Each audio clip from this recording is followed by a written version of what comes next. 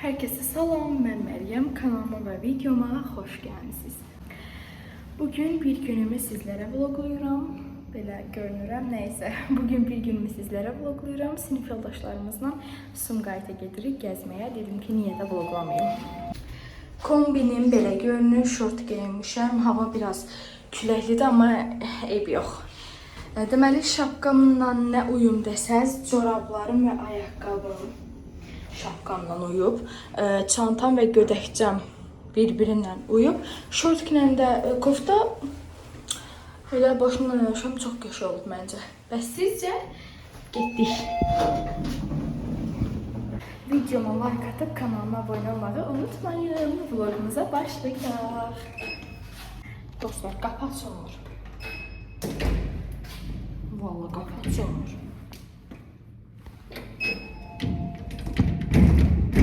Kaldım. Qapını açdım. Çıxdım, indi isə gedirəm. Hava əslində sərindir. Sumqayıtda yağış göstərir. Amma biz yağış əmərlə yenə də gedirik. Çünki 2 həftədir yox, artıq 2 həftədir ki, ərtələyirik bu gəzintini. Dedik də nə olur olsun gedək. Belə gedirik.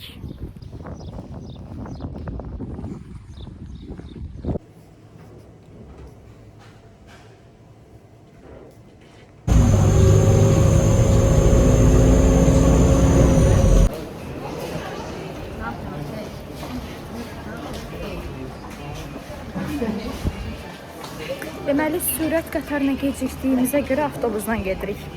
Belə. İndi belə böyük Sumqayıt avtobusu. Fatimə belə eləyib. Əllərini belə tutur. Açıl. Belə. Açıl. Açıl. Mənə çıxıb çıxdı deyə. Gəl. KFC'ye gedirik arkadaşlar. Bu arada hava burada gedir, geçen güneşlidir. Biz elə bildiğinde qar, soyuq, qiyamətdir. Elə KFC'ye çatdırıq. Dayan, siz burger.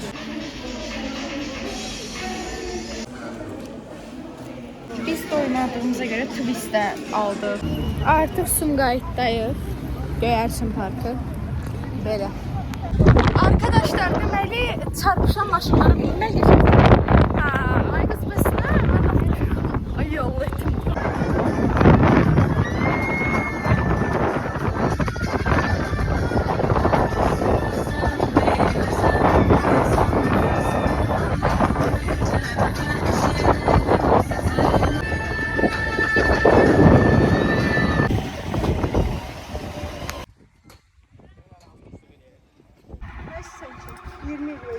Beni kesebiliriz.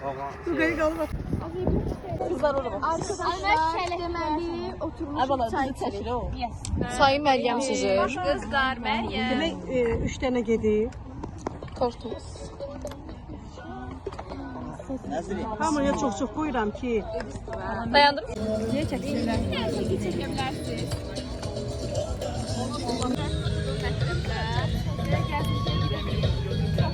Çəkebilirsiniz. Aileyle bak. Ne kadardı bu?